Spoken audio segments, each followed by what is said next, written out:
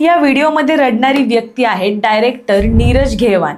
करण जोहर, जान्हवी कपूर आणि ईशान खट्टर यांच्या गळ्यात पडून रडण्याचं त्यांचं कारण जबरदस्त आहे।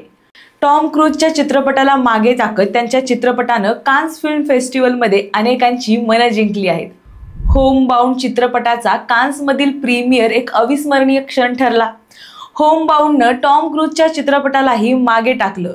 होम बाउंड सिनेमा पाहिल्यानंतर प्रेक्षकांनी 9 मिनिट उभं राहून टाळ्यांचा कडकडाट करत कौतुक केलं। विशेष म्हणजे याच महोत्सवात टॉम क्रूजच्या मिशन इम्पॉसिबल फायनल रेकनिंग हा चित्रपट पाहिल्यानंतर प्रेक्षकांनी फक्त 5 मिनिट उभं राहून टाळ्या वाजवल्या होत्या। त्यामुळे होम बाउंडला प्रेक्षकांची मिळालेली प्रतिक्रिया पाहून सिनेमाची संपूर्ण स्टार कास्ट भावुक झाल्याचं या व्हिडिओमध्ये दिसलं। होम बाउंड यंदाच्या कान्स चित्रपट महोत्सवात 21 मे रोजी प्रदर्शित झालाय।